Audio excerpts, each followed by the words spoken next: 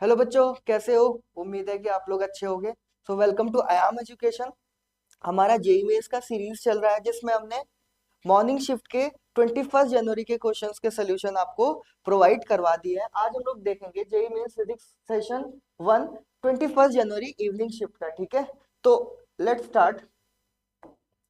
पहला क्वेश्चन बोल रहा है बेटा कि consider two identical metallic sphere of radius R each having charge q and mass m, their center have an initial separation of 4r. Both the spheres are given an initial speed of u towards each other, the minimum value of u, so that they can just touch each other. तो चलो, easy question है ये। एक charge है, ठीक है, जिसका एक मास है जिसका चार्ज क्यू है, आइडेंटिकल है। पहले ये किस कैसे सेपरेट थे बेटा? अपने सेंटर से 4r की डिस्टेंस पे ये कैसे थे? सेपरेट थे। ठीक है, 4r की डिस्टेंस पे ये सेपरेट थे। ठीक, और ये आपस में कैसे आ रहे थे? विद इनिशियल स्पीड u से ये आ रहे थे, कोई दिक्कत की बात नहीं है। बाद में हुआ क्या कि ये दोनों आपस में आके जस्ट टच हो गए एक दूसरे पे। जब टच हुए तो दोनों के बीच के सेंटर का डिस्टेंस कितना हो गया होगा? दोनों के बीच के सेंटर का डिस्टेंस कितना हो गया होगा भाई? 2r हो गया होगा। ठीक है, चलो यहाँ पे लगा देते हैं हम कंजर्वेशन ऑफ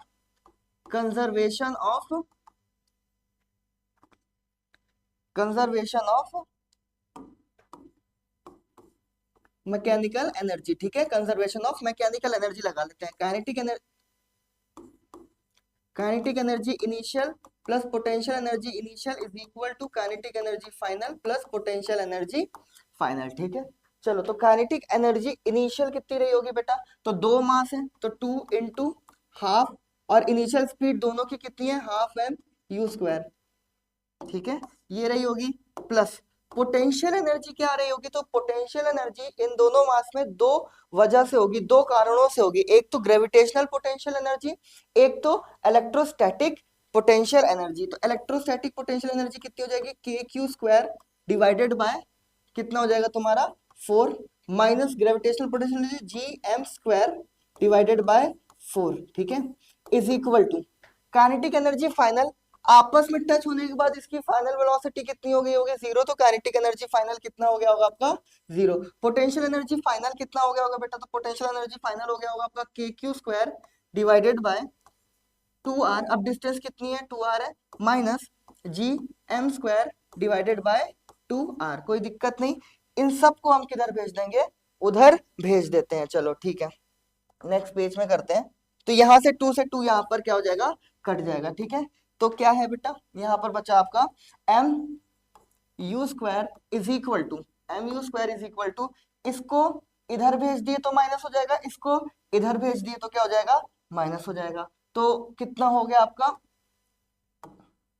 यहाँ पर हो गया आपका k⁴ divided by 4r minus हो गया, minus gm² divided bye 4r। कोई दिक्कत नहीं। ठीक है, यहाँ पे u² इज इक्वल टू कितना हो जाएगा बेटा? 1/q। u² कितना हो जाएगा? 1/, यहाँ पे m रख दिए, अंदर कितना बचा? k⁴ divided by 4r minus gm² divided bye 4r। कोई दिक्कत की बात नहीं, 4r को बाहर ले लो। तो u² is equal to 1/4mr, अंदर कितना हो जाएगा? k⁴ minus gm²। कोई दिक्कत नहीं। एक काम करते हैं, u² को अंडर रूट हटा देते हैं तो यहाँ पे रूट लग जाएगा, यहाँ पे रूट लग जाएगा। तो कितना हो जाएगा आपका? 1/4mr, अंदर कितना हो जाएगा? k⁴ minus gm²। ठीक है, बाहर ले लेंगे तो u इज इक्वल टू कितना हो जाएगा आपका? k² को हमने क्या कर लिया? कॉमन ले लिया। k² को हमने क्या कर लिया बेटा? कॉमन ले लिया। तो 4mr, अंदर कितना बचा? 1 minus gm² divided bye k⁴। ठीक है, ये बचा आपका। जरा चेक करते हैं ऑप्शन कौन सा है। तो इसमें ऑप्शन है आपका k²/4mr 1 minus gm² divided bye k²। क्या यही आ रहा है? हाँ, क्या यही आ रहा है? हाँ सर, यही आ रहा है। तो option number 1 is the right one, ठीक है। तो option number one is the right, option number one is the right, ठीक है। कोई दिक्कत की बात नहीं है। चलो आगे बढ़ते हैं। के क्यू स्क्वायर 4 mr, ठीक है, बिल्कुल सही। आगे बढ़ते हैं, ठीक है। बोल रहा है बेटा कि a charge stored by a capacitor C in a given circuit in steady state is इतना। बहुत बढ़िया क्वेश्चन है ये आपका, ठीक है। ट्राई करते हैं इसमें। देखो इसमें कैपेसिटर का भी कॉन्सेप्ट आ जाएगा, डायोड का भी कॉन्सेप्ट आ जाएगा। तो अच्छा क्वेश्चन है ये, कॉन्सेप्चुअल क्वेश्चन है, इसको हम लोग देखते हैं, ठीक है। चलो जरा चेक करते हैं बेटा, इस वाली सर्किट में ये क्या बोलते हैं, इसको हम एन और इसे हम क्या बोलते हैं पी।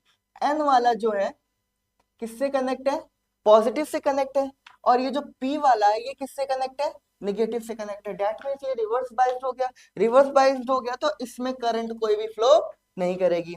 अब यहाँ पर एक चीज ध्यान देने की बात है कि ये कैसा स्टेट है बेटा, स्टेडी स्टेट है। और आपको याद होगा ये कि स्टेडी स्टेट में कैपेसिटर को हम कैसे लेते हैं, ऐसा ओपन सर्किट लेते हैं। कोई दिक्कत, तो यहाँ पे हम लिख दे रहे हैं स्टेडी स्टेट में, स्टेडी स्टेडी स्टेट में कैपेसिटर किसकी तरह बिहेव करेगा बेटा, ओपन सर्किट की तरह बिहेव करेगा, ठीक है। ये कैपेसिटर है जो कि किसकी तरह बिहेव कर रहा है, आपका ओपन सर्किट की तरह बिहेव कर रहा है। चलो बहुत बढ़िया, फिर से डायग्राम हम बनाते हैं यहाँ पे, ठीक है। ये ऊपर कितना है, ये आपका 1 ओम हो गया, ठीक है। यहाँ पे कैपेसिटर कैसे है, ओपन है, तो यहाँ पे हमने ओपन सर्किट बना दिया कैपेसिटर का।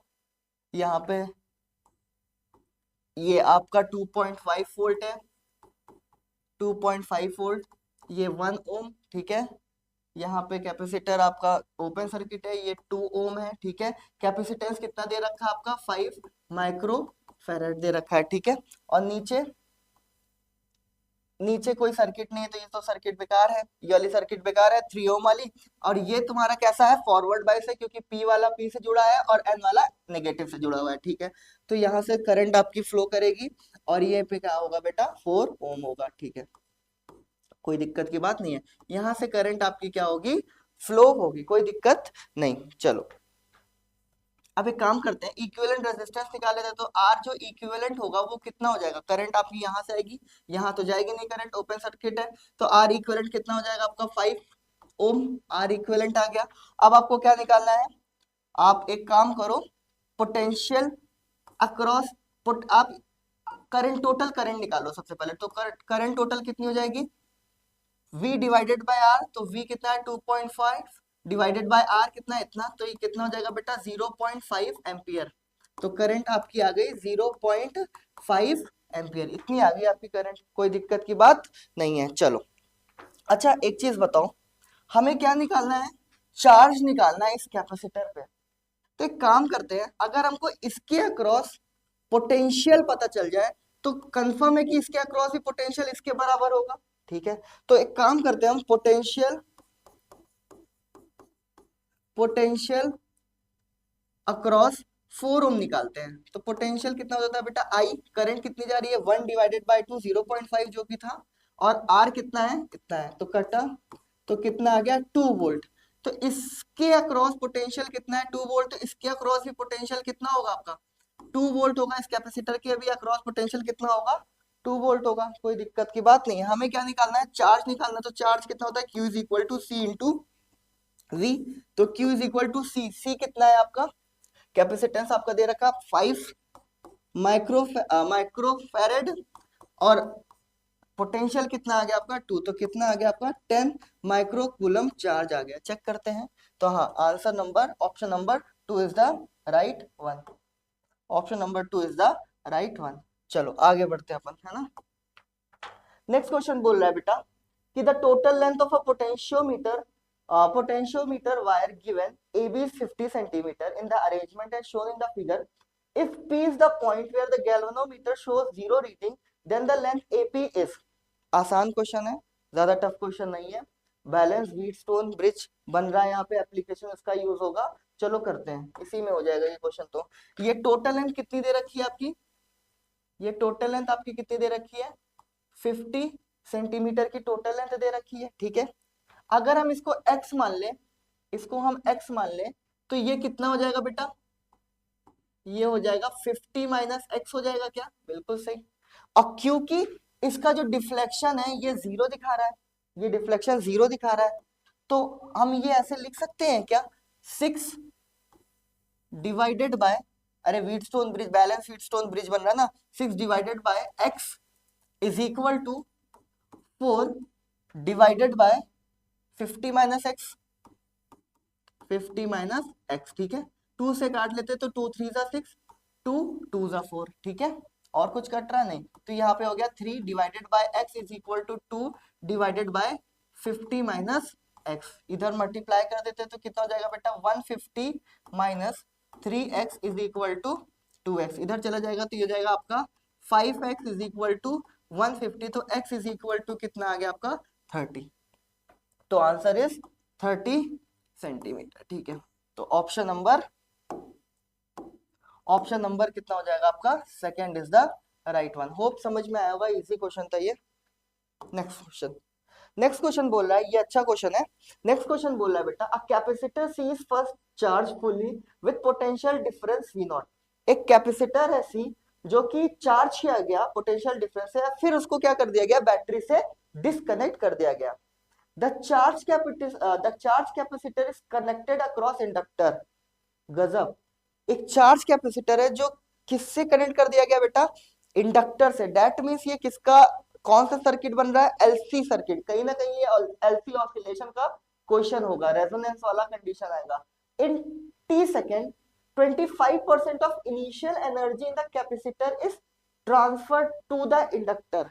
टी सेकेंड में आफ्टर टी टाइम जो कैपेसिटर के अंदर एनर्जी थी वो 25% किसको दे दी, इंडक्टर को दे दी। तो हम एक बार सर्किट बनाते हैं, फिर समझ में ज्यादा आएगा। ये आपका कैपेसिटर है, ठीक है।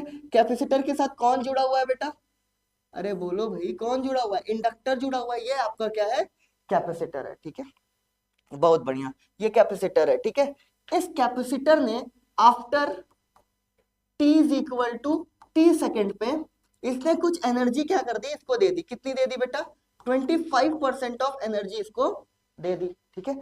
अगर 25% एनर्जी इसको दे दी तो कैपेसिटर के पास 75% एनर्जी बची, ठीक है। तो एनर्जी का फॉर्मूला कितना होता है आपको पता है, Q square divided by 2c, half C V square भी होता है, लेकिन यहाँ पे चार्ज के टर्म में लिखते हैं तो इजी होगा, मतलब आगे आपको अप्रोच समझ में आएगी, ठीक है। चार्ज के टर्म में ही लिखते हैं, ठीक। चलो, तो U final is equal to कितना बचा होगा बेटा, 75, अरे भाई रबी कर दोगे क्या, 75% ऑफ इनिशियल, कोई दिक्कत नहीं। तो फाइनल मतलब चार्ज फाइनल, क्यू फाइनल का square divided by 2c is equal to 75% को क्या लिखेंगे, 75 डिवाइडेड बाय 100, यू इनिशियल मतलब क्यू इनिशियल का स्क्वायर डिवाइडेड बाय 2c। कोई दिक्कत की बात नहीं है, 2c से 2c मर गया, तो q final is equal to, इसको काट लेते तो कितना आ जाएगा बेटा, ये √3 डिवाइडेड बाय 2 आएगा क्या, √3 डिवाइडेड बाय 2, यस सर यही आएगा q इनिशियल, ठीक है। कोई दिक्कत की बात नहीं, यहां पर ये हमें रिलेशन मिल गया। चलो, अच्छा आपको पता है एक equation q final is equal to q initial cos omega T, और q फाइनल की जगह पे क्या हम ये लिख सकते हैं क्या, √3 divided by 2 q initial is equal to q initial cos omega T. q initial से q इनिशियल क्या हो गया बेटा, मर गया। तो यहाँ पर कॉस ओमेगा टी की वैल्यू कितनी आ गई बेटा, √3 डिवाइडेड बाय 2, तो ओमेगा टी की वैल्यू कितनी आ गई बेटा, पाई डिवाइडेड बाय 6, पाई बाय 6। कोई दिक्कत यहाँ तक, अरे बोलो भाई, कोई दिक्कत यहाँ तक, कोई दिक्कत नहीं। चलो यहाँ पे करते हैं, यहाँ पे करते हैं। तो ये ओमेगा टी कितना आ गया बेटा, पाई डिवाइडेड बाय 6, तो टी की वैल्यू कितनी आ गई आपकी, पाई बाय 6 ओमेगा। अच्छा आपको पता है कि अगर एलसी है तो यहाँ पे 1/√LC ओमेगा की जगह पे लिख सकते हैं। तो t इज इक्वल टू कितना हो जाएगा आपका, पाई डिवाइडेड बाय 6 इंटू 1/LC, तो यहाँ पे ऊपर चला जाएगा LC, तो इतना आ जाएगा। तो पाई √LC divided by 6, pi √LC divided by 6। तो option number 2 is the right answer, option number 2 is the right answer. कोई दिक्कत की बात यहाँ पर नहीं है। चलो आगे बढ़ते हैं अपन। इजी क्वेश्चन है ये भी। क्वेश्चन बोल रहा है बेटा the RMS speed of oxygen molecule at 47 degree Celsius is equal to that of hydrogen molecule kept at इतना डिग्री सेल्सियस। मास दे रखा है हाइड्रोजन का और ऑक्सीजन का, कोई दिक्कत की बात नहीं है। चलो करते हैं। आपको पता है कि वीआरएमएस का फॉर्मूला बेस पे है, तो इजी क्वेश्चन है ये। तो वीआरएमएस की जो वैल्यू होती है वो कितनी होती है बेटा, root over 3RT divided by mass, molecular mass है, कोई दिक्कत नहीं। चलो तो बोल रहा है कि वीआरएमएस ऑफ हाइड्रोजन, नहीं द आरएमएस ऑफ ऑक्सीजन, ठीक है भाई, VRMS of oxygen is equal to VRMS of hydrogen, कोई दिक्कत नहीं। चलो तो वीआरएमएस को लिख सकते हैं root over 3R temperature of oxygen upon molecular mass of oxygen is equal to root over 3R temperature of hydrogen divided by root over molecular mass of hydrogen, ठीक है। √3R से √3R कट जाएगा, ये cut गया, तो यहाँ पे बचा temperature of oxygen upon molecular mass of oxygen is equal to temperature of hydrogen upon oxygen upon ये हाइड्रोजन, कोई दिक्कत की बात नहीं है, यहाँ तक कोई दिक्कत नहीं है। टेम्परेचर दे रखा है क्या ऑक्सीजन का, हाँ सर दे रखा है, 47 डिग्री सेल्सियस है ना। टेम्परेचर ऑफ ऑक्सीजन कितना दे रखा है, 47 डिग्री सेल्सियस को केल्विन में चेंज कर लेते हैं तो 273 और 47 प्लस कर लेते हैं तो 273 7 + 3 10 1 गया, ठीक है, कितना हुआ 320 केल्विन, ठीक है। चलो बहुत बढ़िया, तो यहाँ पर आ गया आपका 320 divided by molecular mass of oxygen, molecular mass of oxygen कितना 32, ठीक है, 16 होता है 16 होता है 32 इज इक्वल टू हाइड्रोजन का हमको टेम्परेचर निकालना है डिवाइडेड बाय इसका 2, ठीक है, ये कटा ये हुआ 10, तो टेम्परेचर ऑफ हाइड्रोजन कितना आ गया बेटा, अरे कितना आ गया 20 केल्विन आ गया, कोई दिक्कत नहीं। केल्विन में नहीं आंसर निकालना, हमें आंसर निकालना है किसमें, डिग्री सेल्सियस में। तो एक काम करते हैं 273 से इसको माइनस करना पड़ेगा, तो ये आ जाएगा 20 - 273 कितना हो जाएगा 273, और यहाँ पे 20 माइनस कर दिए तो ये हो गया 253 माइनस में। तो आंसर किस में आ गया बेटा, टेम्परेचर ऑफ हाइड्रोजन आपका आ गया -253 डिग्री सेल्सियस। तो option number 3 is the right answer, कोई दिक्कत की बात नहीं है। नेक्स्ट क्वेश्चन करते हैं अपन। नेक्स्ट क्वेश्चन बोल रहा है 2 cars A and B each of mass 10⁻³ kg are moving on parallel tracks, okay, separated by a distance of 10 meter in a same direction with a speed 72 km/h and 36 km/h. The magnitude of angular momentum of car with respect to car B is, easy question है। चलो इसका पहले draw करते हैं, ये है क्या, ये कार है भाई, हम कार नहीं बनाएंगे, हम गोला ही बना देंगे। कार ए है जिसका मास कितना दे रखा है 10⁻³ 1000 kg दे रखा है, और एक कार बी है जिसका मास कितना दे रखा है 1000 kg दे रखा है। कार ए जो आ रही है बेटा वो कितने से आ रही है 72 किलोमीटर/आवर से आ रही है, और कार बी किससे आ रही है तुम्हारी 36 किलोमीटर/आवर से आ रही है, 36 किलोमीटर/आवर से आ रही है। इन दोनों के बीच का जो डिस्टेंस है वो कितना दे रखा है, इन दोनों के बीच का जो डिस्टेंस है वो दे रखा है 10 मीटर का, ठीक है, बहुत बढ़िया, कोई दिक्कत नहीं यहाँ तक। एक काम करते हैं, एंगुलर मोमेंटम पूछा है, तो एंगुलर मोमेंटम तो L इज इक्वल टू कितना होता है mv/r होता है, और किसके रिस्पेक्ट में पूछा है, angular momentum of car A with respect to car B, मतलब velocity of car A with respect to car B, मतलब कि हमको सबसे पहले क्या फाइंड आउट करना पड़ेगा, सबसे पहले हमें फाइंड आउट करना पड़ेगा बेटा रिलेटिव वेलोसिटी को, relative velocity of car A with respect to car B हमें निकालना पड़ेगा, ठीक है। तो velocity of car A with respect to ground minus velocity of car B with respect to ground, तो वेलोसिटी ऑफ कार ए कितना दे रखा है, तो 72 किलोमीटर/आवर, इसको मीटर/सेकंड में चेंज कर देते हैं, तो 72 यहाँ पे करते हैं ना, 72 × 5 डिवाइडेड बाय 18, ये कटा 4, 5 5 4 20, तो कितना आ गया आपका 20 माइनस 36 × 5 डिवाइडेड बाय 18, ठीक है, हाँ सही है, तो ये कितना आ गया 10, तो 10 मीटर पर सेकेंड। तो velocity of car A with respect to B कितना आ गया आपका 10 मीटर पर सेकेंड। इसमें पुट कर देते हैं एंगुलर मोमेंटम में। तो L is equal to mass कितना दे रखा है 1000, वेलोसिटी ऑफ ये दे रखा है, आर कितना दे रखा है बेटा बी का निकालना है ए के रिस्पेक्ट में, तो कितना डिस्टेंस दे रखा है 10 दे रखा है। ठीक है, तो कितना आ गया आपका 10 की पावर 5 जूल सेकेंड। ठीक है, इतना आ गया।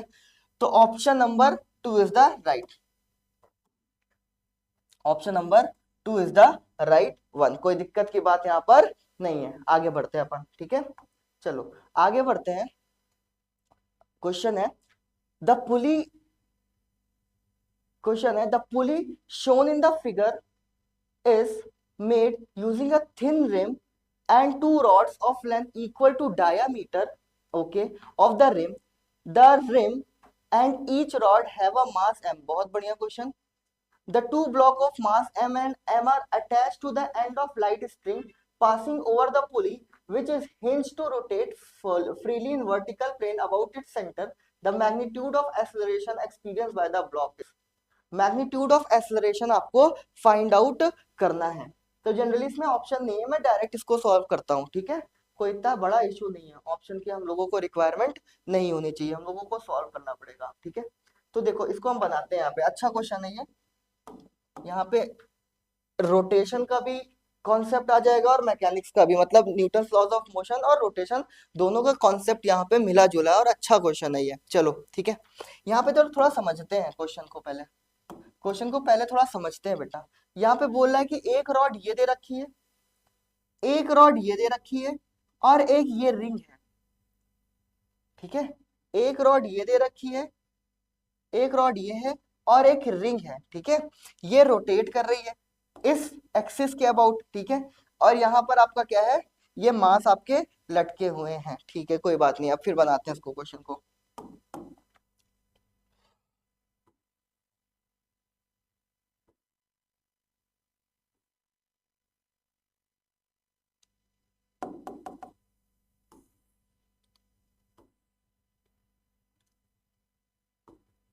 ठीक है, चलो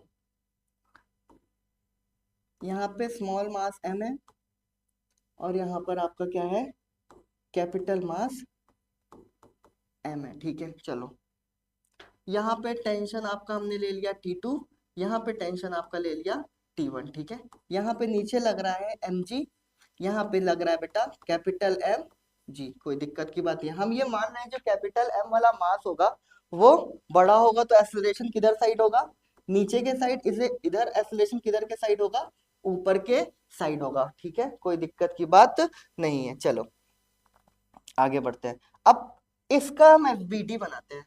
तो इसका जो एफबीडी होगा वो कितना हो जाएगा बेटा, इस वाले मास का हम एफबीडी बनाते हैं। ठीक है, इस वाले मास का हम एफबीडी बनाते हैं, बड़े वाले मास का हम एफबीडी बनाते हैं। थोड़ा सा लेंदी जाएगा पर हम एक शॉर्ट ट्रिक बताएंगे, उससे कर लेना फॉर्मूले से। चलो पहले सीख तो लो कॉन्सेप्ट। T1 और ये नीचे आ रहा है बेटा एक्सेलरेशन ए से, इसका क्या एफबीडी होगा आपका, इसका एफबीडी होगा आपका sir mg minus T1 is equal to capital mass into acceleration, equation number 1। कोई दिक्कत नहीं। चलो इसका एफबीडी बनाते हैं, स्मॉल m का एफबीडी बनाते हैं। नीचे मास mg लग रहा है, ऊपर टेंशन कितना लग रहा है बेटा T2 लग रहा है और ऊपर ये एक्सेलरेशन जा रहा है ए से। ठीक है, तो ये कितना हो जाएगा आपका, ये हो जाएगा आपका T2 minus mg is equal to small mass into acceleration, equation number 2। चलो अच्छा एक चीज बताओ, ये जो टेंशन है इसको इस डिस्टेंस से घुमा रहा है क्या, ये जो टेंशन है इस पे टॉर्क लग रहा है क्या, तो नेट टॉर्क भी हमें निकालना पड़ेगा। हमें क्या करना पड़ेगा, नेट टॉर्क भी निकालना पड़ेगा। तो नेट टॉर्क निकालने के लिए हमें क्या करना पड़ेगा बेटा, इस ये जो टेंशन है ये एक टॉर्क प्रोवाइड कर रहा होगा और ये टेंशन है ये भी क्या कर रहा होगा, एक टॉर्क प्रोवाइड कर रहा होगा। तो नेट टॉर्क आई अल्फा के बराबर होगा। अरे बोलो भाई, तो नेट टॉर्क मतलब कि अगर हम इसको मान लें, ये नीचे आ रहा है ना, तो ये आपका, इसको भी हम एफबीडी बनाते हैं यहाँ पर। ठीक है, इसका भी हम एफबीडी बनाते हैं, 2 मिनट। यहाँ से है इधर, इधर भी तो टेंशन लग रहा होगा T2 और इधर लग रहा होगा T1, इधर लग रहा होगा टेंशन T2 और इधर लग रहा होगा टेंशन T1, कोई दिक्कत? ये नीचे आ रहा तो हम इसको ऐसे लिख सकते हैं T1 into R minus T2 into R is equal to I into alpha. कोई दिक्कत नहीं है। अब यहाँ पे ये तीसरा इक्वेशन बन गया।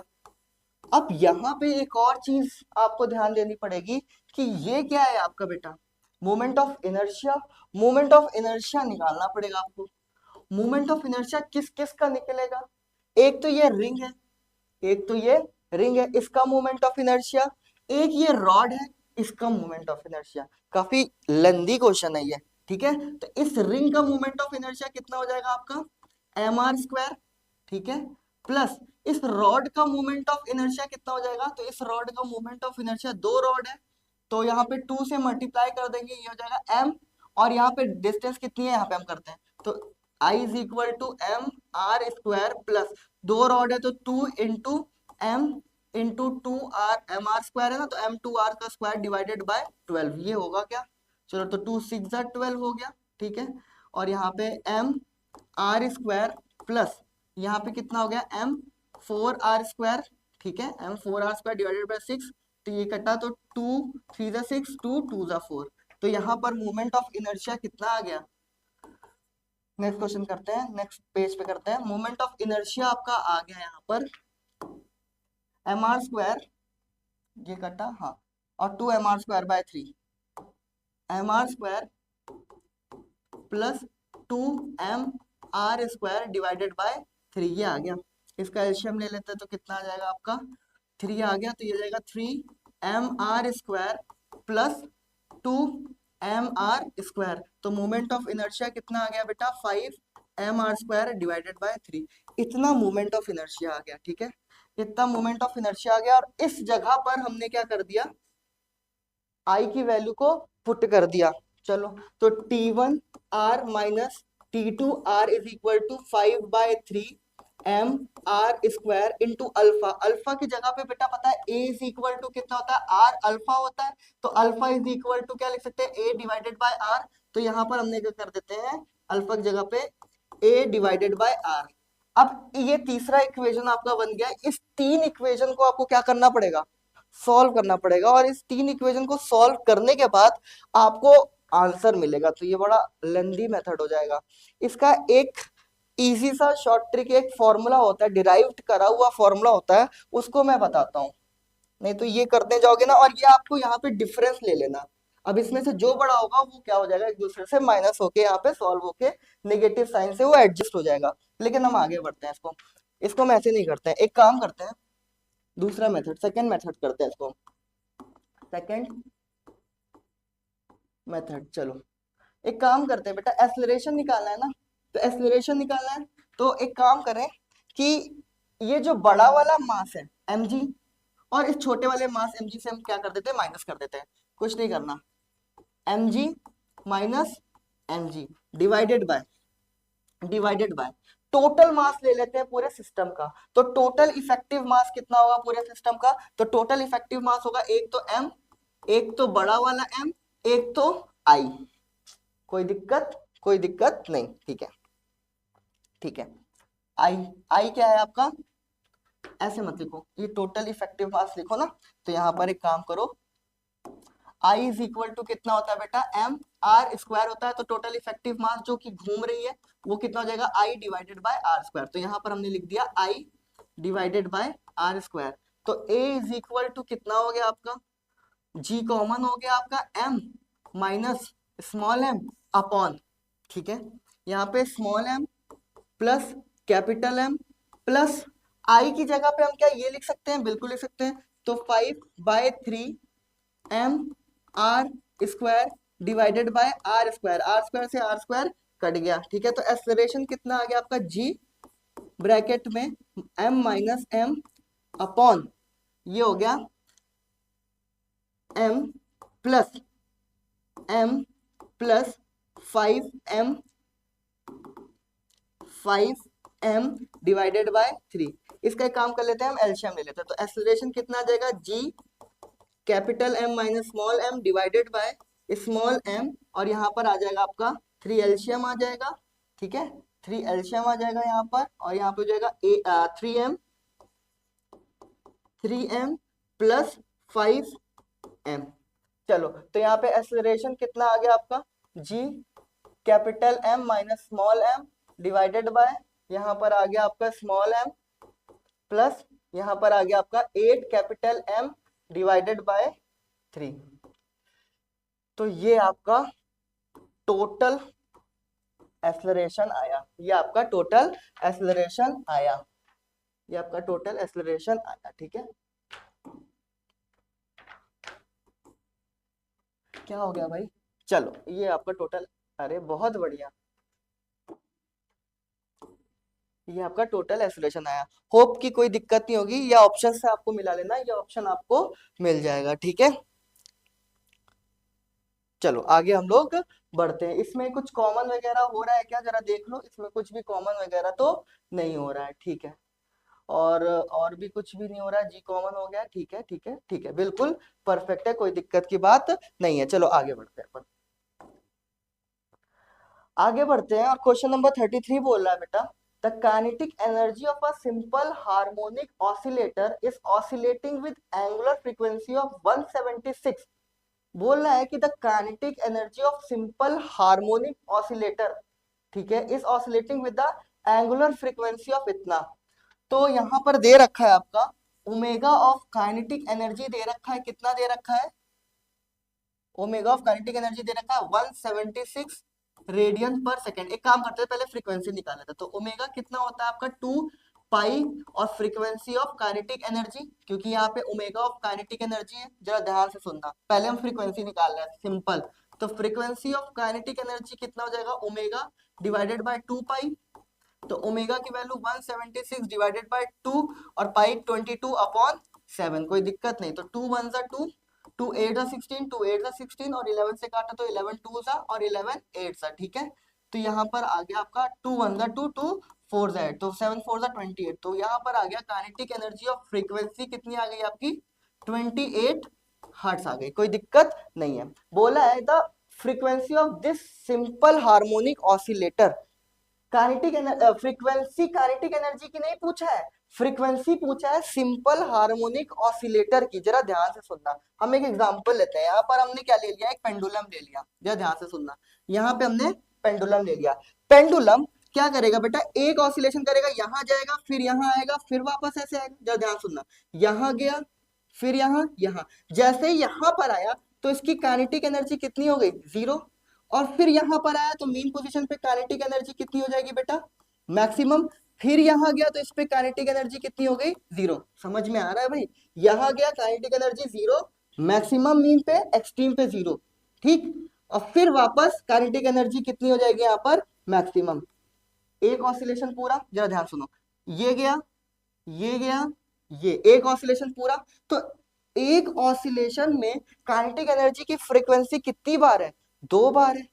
ठीक है, मतलब कि ऑसिलेटर की जो फ्रीक्वेंसी होगी, ऑसिलेटर की जो फ्रीक्वेंसी होगी वो 2 times of frequency of kinetic energy होगी। अरे बोलो भाई, तो आपको निकालना क्या है, नहीं नहीं नहीं, यहां पर क्या होगा, 2 मिनट,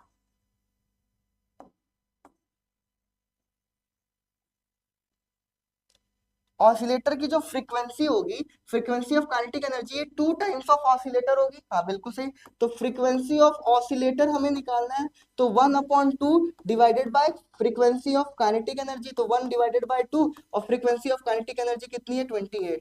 तो कितना आ गया बेटा, 14 हर्ट्ज आ गया आंसर। तो आंसर इज 14 हर्ट्ज। तो ऑप्शन नंबर 1 इज 14 हर्ट्ज, कोई दिक्कत की बात नहीं है। नेक्स्ट क्वेश्चन बोल रहा है बेटा कि in a Young's double slit experiment, ठीक है, in a Young's double slit experiment the angular separation of a fringe will increase. पहला स्टेटमेंट बोल रहा है कि in a Young's double slit experiment the angular separation of fringe, fringe का जो angular separation है उसे इंक्रीज करा, वो इंक्रीज हुआ। The screen move away from the plane, screen को जब हमने दूर किया, बोल रहा है कि जो फ्रिंज का एंगुलर विड्थ है वो बढ़ा जब हमने स्क्रीन को, ये जहां पे स्लिट्स होती है, स्क्रीन को हमने क्या किया, दूर किया। स्क्रीन को दूर करने पर कह रहा है कि सेपरेशन बढ़ा। चलो दूसरा स्टेटमेंट बोलता है कि in a Young double slit experiment the angular separation will increase when monochromatic source is replace by another monochromatic source of higher wavelength. ठीक है। अच्छा एक चीज बताओ, एंगुलर फ्रीक्वेंसी का जो फॉर्मूला होता है वो क्या होता है? Theta is equal to lambda divided by D. Lambda divided by D होता है क्या? कोई दिक्कत?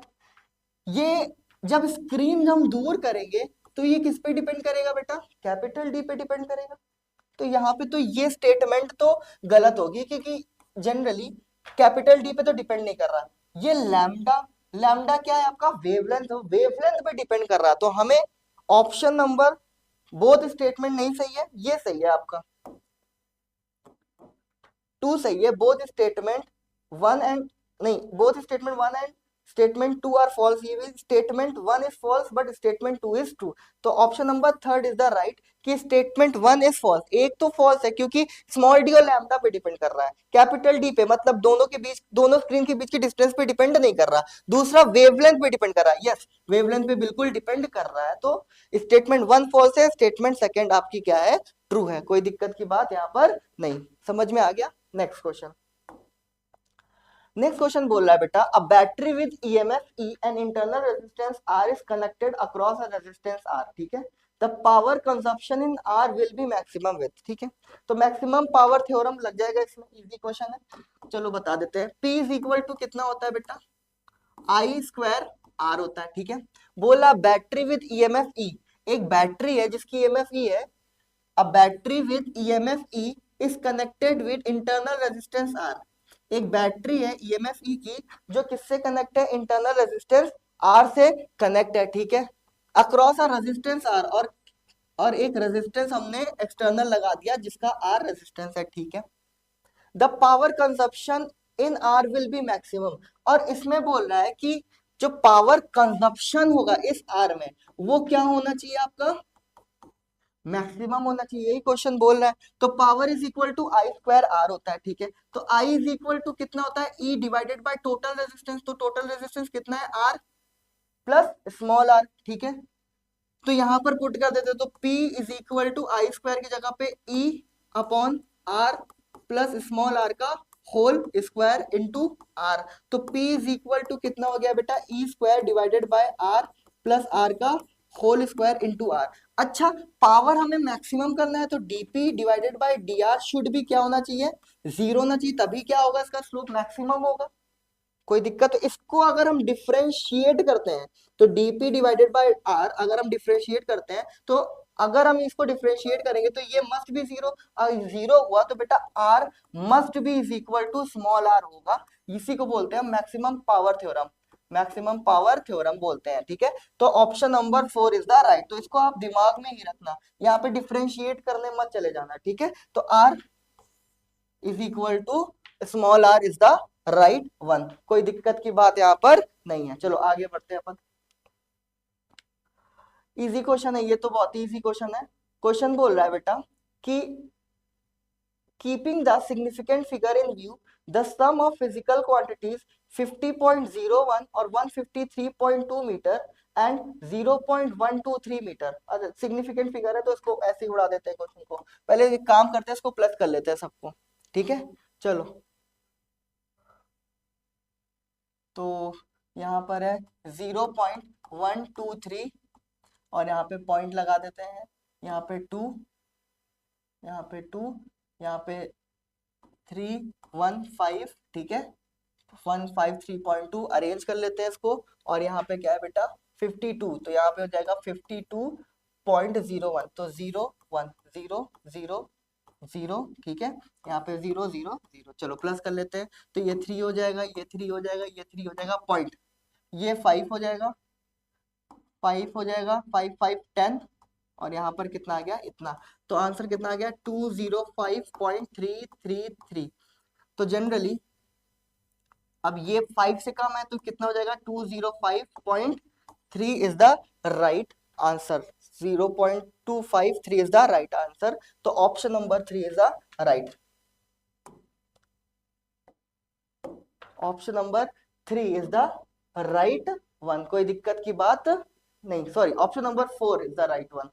0.33 ना, तो 0.33, तो option number 4 is the right one. Next question देखते हैं बेटा। A spherical body of radius r density sigma freely through a viscous liquid having density ये दे रखी है, इसमें हमें मैक्सिमम एरर निकालना है। इसमें हमें निकालना है मैक्सिमम एरर निकालना है, द क्वांटिटी एंड ईटा पे हमें क्या निकालना है, मैक्सिमम एरर निकालना है। ठीक है, तो जनरली स्टोक्स लॉ का फॉर्मूला लगेगा। टर्मिनल वेलोसिटी का फॉर्मूला होता है क्या बेटा, 2/9 R square ji density of body minus density of fluid divided by eta. Eta क्या है आपकी, विस्कोसिटी है, ईटा आपकी विस्कोसिटी है। ठीक है, तो ईटा इज इक्वल टू कितना हो जाएगा आपका, ईटा हो जाएगा आपका 2/9 R square ji density of body minus density of fluid divided by terminal velocity. हाँ, अब बोला है इसमें बेटा ignore error associated with this this and this. इसमें हमको डेंसिटी में करना है इग्नोर और इसमें हमको इग्नोर करना है, तो हमें एरर निकालना है एसोसिएटेड विद ईटा। तो delta viscosity upon viscosity is equal to, अब एरर में ये फॉर्मूला होता है, पढ़े होगे आप, 2 जो पावर होती है वो सामने आ जाती है, तो 2 delta R divided by R plus delta V divided by V. ठीक है, delta V not divided by V not. तो ये होगा, ऑप्शन मिला लो कौन सा ऑप्शन सही है, तो option number second is the right one. Next question आगे बढ़ते हैं हम लोग। क्वेश्चन ये बोल रहा है बेटा, surface tension of two liquid जिसकी डेंसिटीज क्या है आपकी, सेम है, having density same, T1 and T2 are measured using capillary rise method utilising two tubes. बनाते हैं पहले क्वेश्चन को, इसको ढंग से हम लोग। तो क्वेश्चन बोल रहा है कि एक ट्यूब हमने ये बना दिया, ठीक है, एक ट्यूब हमने ये बना दिया बेटा, जिसका रेडियस कितना दे रखा है, R1 दे रखा है। एक ट्यूब हमने ये बना दिया जिसका रेडियस आपका दे रखा है R2, ठीक है, जिसका रेडियस आपका R2 दे रखा है। बोल रहा है कि जो रेडियस है R1 R2 से बड़ा है, तो बोला कि हाइट किसमें ज्यादा राइज होगी या हाइट किसमें कम राइज होगी, हाइट्स में रिलेशन आपका पूछा हुआ है। चलो, तो आपको पता है कि जो हाइट होता है वो इनवर्सली प्रोपोर्शनल होता है रेडियस के।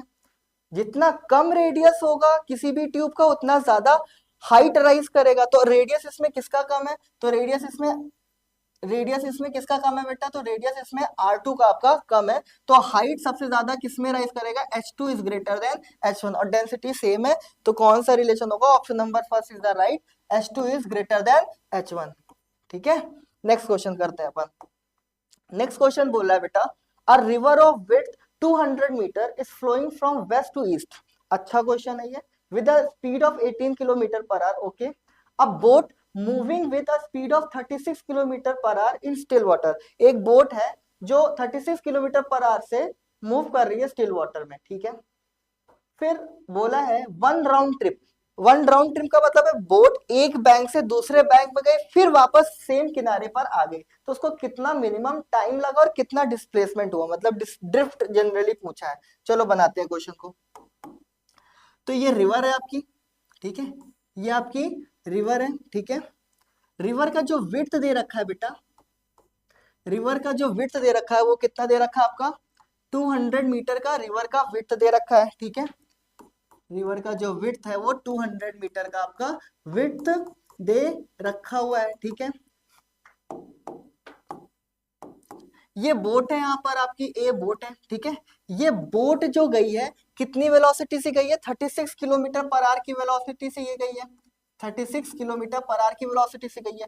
और जो रिवर की स्पीड है वो कितनी है बेटा, 18 kilometre per our, 18 kilometre per our है। तो ये बोट क्या सामने बिल्कुल यहां पहुंच जाएगी क्या, नहीं बिल्कुल नहीं पहुंचेगी, क्योंकि इस डायरेक्शन में भी वेलोसिटी है, तो बोट कहां पहुंचेगी, कहीं यहां पे पहुंचेगी।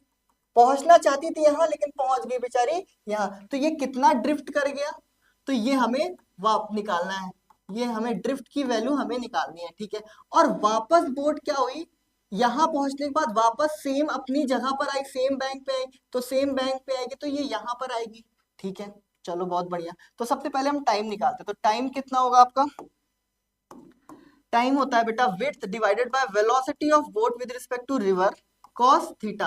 अब जो बोट की एंगल है वो कैसी है 0 डिग्री, तो that means cos theta maximum, cos theta maximum होगा, cos theta maximum theta is equal to 0 degree, cos theta की वैल्यू 1 हो जाएगी, तो टी इज इक्वल टू कितना होगा, विड्थ कितना है बेटा 200 divide by velocity of boat with respect to river, velocity of boat river कितनी 36 है, इसको एक काम करो मीटर पर सेकंड में कर लो, तो 5/18 ये कटा कितना हो गया 10, तो कितना हो गया आपका 20 सेकेंड आ गया, ठीक है। तो टाइम इसको लगा यहां से यहां तक जाने में 20 सेकेंड, 20 सेकेंड, तो यहां से यहां तक आने में भी सेम टाइम लगेगा, तो टोटल टाइम कितना लगा होगा बेटा, तो टोटल टाइम आपका लगा होगा 40 सेकेंड का। चेक करते हैं आंसर, तो यहाँ पे 40, ये तो कट गया, ये भी, ये नहीं नहीं बाकी सब है, तो अब चेक करते हैं आगे, हमको ड्रिफ्ट भी निकालना है, चलो ड्रिफ्ट निकालते हैं। ड्रिफ्ट क्या होता है बेटा, तो ड्रिफ्ट होता है, जनरली ड्रिफ्ट निकालना है तो ड्रिफ्ट होता है स्पीड इनटू टाइम, तो स्पीड कितना है, रिवर की स्पीड इस कंपोनेंट में देखेंगे, इस वाले कंपोनेंट में देखेंगे तो कितनी है 18 है ना, 18 इंटू 5/18, तो डेट मीन्स 5 हुआ, तो 5 इंटू स्पीड कितनी है, स्पीड ये हो गया, टाइम कितना लगा 20, तो कितना आ गया आपका 100 मीटर का ड्रिफ्ट कर गया, मतलब ये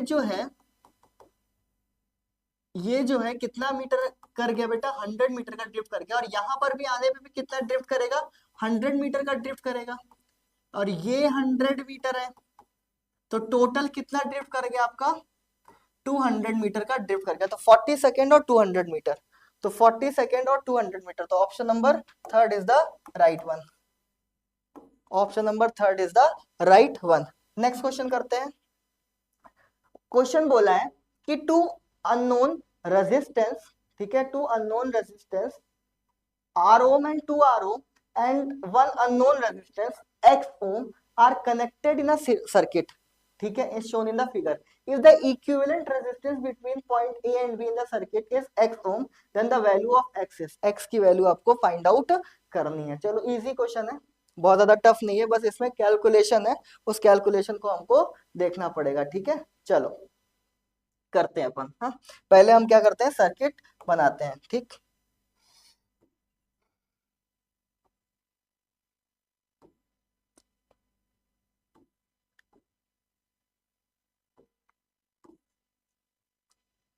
ये हो गया आपका 2R, ये हो गया X, ये हो गया आपका R ओम, ठीक है। ये हो जाएगा आपका कितना बेटा 2R प्लस एक्स हो जाएगा, ये सीरीज में, तो ये हो जाएगा 2R प्लस एक्स हो जाएगा, और ये कितना हो जाएगा आपका R है ये, ठीक है। अब R इक्विवेलेंट निकालते हैं हम लोग, R इक्विवेलेंट कितना होता है, अगर दो सर्किट पैरेलल में, दो रेजिस्टेंस पैरेलल में, तो R1 R2 upon R1 plus R2, ठीक है। तो ये हो जाएगा आपका 2R plus X into R divided by 2R plus X plus R is equal to, ठीक। और आर इक्विवेलेंट की भी वैल्यू कितनी दे रखी है, एक्स दे रखी है, तो इसको पीछे के साइड सॉल्व करते हैं। यहाँ पर कितना है 2R plus X into R divided by 2R plus X plus R, और इक्विवेलेंट की वैल्यू कितनी दे रखी है बेटा एक्स दे रखी है। चलो सॉल्व करते हैं इसको, तो ये कितना हो जाएगा 2R² plus R x upon, ये हो जाएगा आपका 3R plus X is equal to X, ठीक है।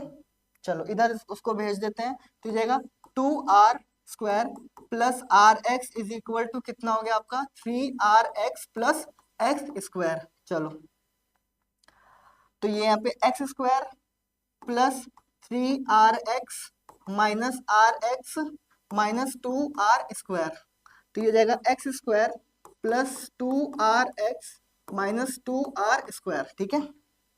कोई दिक्कत की बात यहाँ तक नहीं है, इसको सॉल्व करना पड़ेगा, इसको सॉल्व करते हैं। तो x is equal to Shridharacharya formula लगाते हैं, b minus B plus minus b² minus 4AC divided by 2a होता है। चलो लगते हैं, तो x is equal to minus B की वैल्यू कितनी दे रखी है बेटा 2R plus minus under root b² का मतलब 2R का होल स्क्वायर माइनस 4a की वैल्यू 1 और c की वैल्यू कितनी है माइनस 2R², कोई दिक्कत नहीं, अपॉन 2 है तो 2 इंटू 1, कोई दिक्कत की बात नहीं। तो x is equal to minus 2r plus minus ये हो जाएगा आपका 4r² और ये हो जाएगा plus 8r², 8r² divided by 2। ठीक है, तो x इज इक्वल टू जाएगा minus 2r plus minus under root 8 4 12 r² divided by 2। तो ये हो जाएगा आपका minus 2 plus minus 2r plus minus ये हो जाएगा 2√3r डिवाइडेड बाय 2, प्लस वाला लेते हैं हम लोग। ठीक है, तो यहाँ पे हो जाएगा -2r, ठीक है, प्लस 2√3r डिवाइडेड बाय 2। तो 2 यहाँ पर हम क्या कर लेते हैं, कॉमन ले लेते हैं। तो 2 कॉमन ले लिया हमने, तो कितना बचा बेटा, -r plus √3r divided by 2, 2 से 2 कैंसिल हो गया। ठीक है, r कॉमन ले लिया हमने, तो यहाँ पे कितना आ गया, √3 -1। तो जो x की वैल्यू आई वो कितनी आ गई आपकी, r√3 -1। चेक करते हैं हम लोग, r√3 -1। तो option number first is the right one, कोई दिक्कत की बात यहाँ पर नहीं है। ठीक है, होप समझ में आ रहा होगा, इजी क्वेश्चन है, बहुत ज्यादा टफ क्वेश्चन यहाँ पर नहीं जा रहे। ठीक है, नेक्स्ट क्वेश्चन करते हैं बेटा। The energy of an electron in n orbit of a Bohr atom is इतना दे रखा है, E naught is a ground state. ये डायरेक्ट फॉर्मूला बेस्ड क्वेश्चन है, तो ये आराम से हो जाएगा, फॉर्मूला बेस्ड क्वेश्चन है आपका ये। ठीक है, L is a angular momentum, L आपका क्या दे रखा है, एंगुलर मोमेंटम दे रखा है। तो यहाँ पे हम डायरेक्ट फॉर्मूला लगा करते हैं, तो ये जो ई एन की वैल्यू होगी होगी minus E not divided by N square is equal to 0.04, E not minus में, तो 1/n² इज इक्वल टू जाएगा 0.04 n स्क्वायर। तो 1/n² की वैल्यू हो जाएगी 4 डिवाइडेड बाय 100, दैट मीन्स 1 कितना आ जाएगा बेटा, 4 डिवाइडेड बाय 100, दैट मीन्स 1/25। तो 1/n² इज इक्वल टू 1/5। तो n is equal to value कितनी आ गई आपकी, 5 आ गई। तो option number third is the right one. Option number third कौन सा है, 5 है, आंसर 5 होगा। कोई दिक्कत की बात यहाँ तक नहीं है, होप समझ में आपको आ रहा होगा। ठीक है, चलो आगे बढ़ते हैं अपन। आगे बोला है बेटा कि an infinitely long straight wire carrying current I is bent into a planar shape as shown in the figure. तो इसमें आपको दिख रहा होगा कि हमें क्या निकालना है, नेट मैग्नेटिक फील्ड निकालनी है। ठीक है, चलो आराम से करते हैं इसको, क्वेश्चन को। नेट हमको क्या निकालनी है, इसमें मैग्नेटिक फील्ड हमें निकालनी है। तो हम एक काम करते हैं, ये एरिया बहुत, ये जगह बहुत कम होती है, तो हम इसको टोटल पूरा वायर मान लेते हैं। तो जो नेट मैग्नेटिक फील्ड होगी इस पूरे वायर की वजह से होगी, और जो नेट मैग्नेटिक फील्ड होगी इस सर्कल की वजह से होगी। ठीक है, सर्कुलर बेंड वायर की वजह से होगी। तो सबसे पहले हम वायर की वजह से नेट मैग्नेटिक फील्ड निकालते हैं। ये वायर है हमारा, करंट हमारी ऐसे जा रही है, सेंटर ओ के अबाउट हमको निकालना है नेट मैग्नेटिक फील्ड, ये रेडियस आर है, ये डिस्टेंस आर है। ठीक है, चलो एक काम करते हैं, हम पहले मैग्नेटिक फील्ड की डायरेक्शन देखते हैं। तो मैग्नेटिक फील्ड की डायरेक्शन हमने अपने राइट हैंड को घुमाया करंट की डायरेक्शन में, ओ की तरफ, तो कैसी आ रही है बेटा, बाहर के साइड आ रही है। तो जो मैग्नेटिक फील्ड आई इसमें वो कैसी आ रही है, बाहर की साइड आ रही है।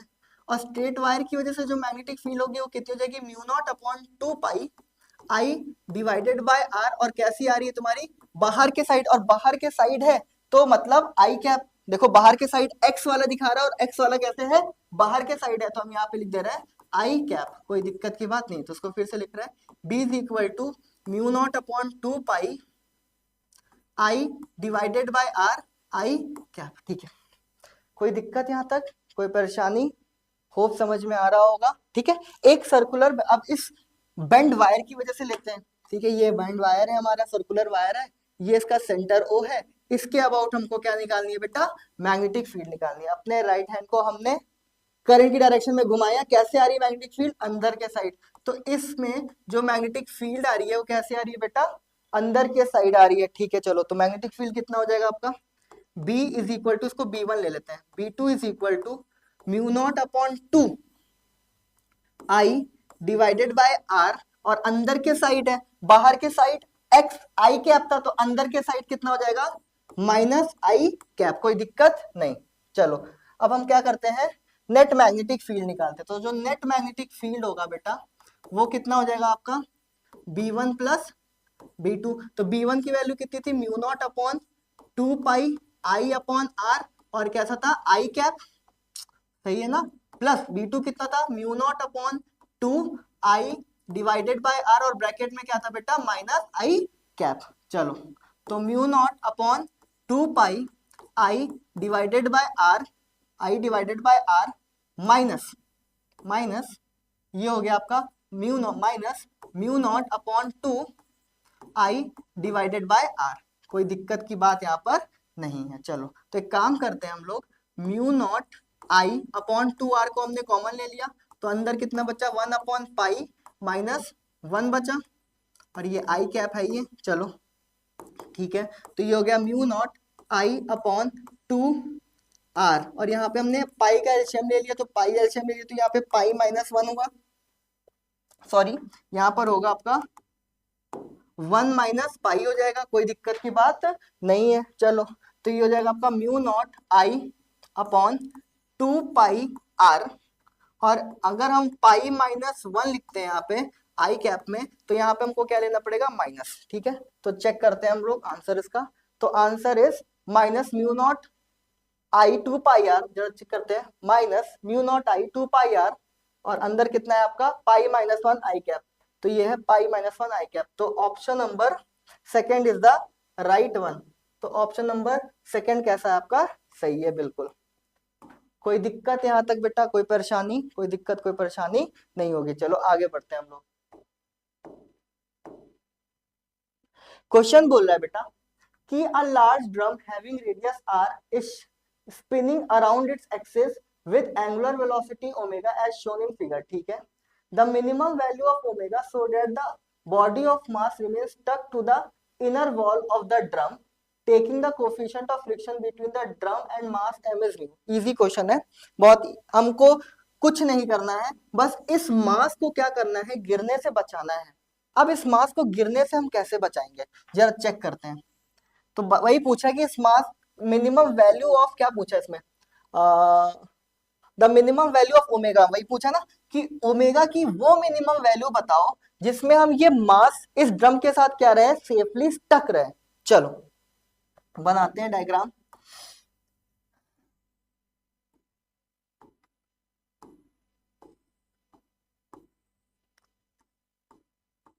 ये मास m है, ठीक है, ये मास m है, ये ओमेगा से क्या कर रहा है, घूम रहा है, ठीक है। यहाँ पे नॉर्मल रिएक्शन होगी, अंदर के साइड क्या लगेगा बेटा, सेंट्रीपिटल फोर्स, ठीक है। मतलब कि ये चीज समझ में आ रहा है कि सेंट्रीपिटल फोर्स किसके बराबर है, नॉर्मल रिएक्शन के, तो n किसके बराबर होगा, एम आर ओमेगा स्क्वायर। अच्छा ये नीचे गिरेगा तो कैसे गिरेगा, नीचे के साइड गिरेगा, कैसे हम इसको बचा लेंगे, अगर हम ऊपर की साइड क्या लगा दे, फ्रिक्शन फोर्स लगा दे, तब ये बच जाएगा। अगर इस ऊपर की साइड फ्रिक्शन फोर्स ज्यादा होगा तो नीचे की साइड ये गिरेगा नहीं, तो हम ये लिख सकते हैं क्या बेटा, friction force must be greater than और इक्वल टू mg। अगर ऐसा हो जाए तो ये आराम से ये मास इसके अंदर स्टक रहेगा, ठीक है। फ्रिक्शन फोर्स की value mu into N greater than equal to mg, तो म्यू और एन की वैल्यू कितनी है आपकी, M R omega square is greater than equal to mg, कोई दिक्कत की बात नहीं है। तो m से m कट गया, तो ओमेगा स्क्वायर की वैल्यू कितनी आ जाएगी बेटा, ओमेगा स्क्वायर की वैल्यू आ जाएगी g अपॉन म्यू आर। तो ओमेगा की वैल्यू कितनी आ गई, root over g upon mu R, तो root over g upon mu R, तो g अपॉन म्यू आर। तो option number 4 is the right one, option number 4 is the right one. कोई दिक्कत कोई परेशानी, होप आपको समझ में आ रहा होगा, ठीक है। तो आगे हम लोग बढ़ते हैं।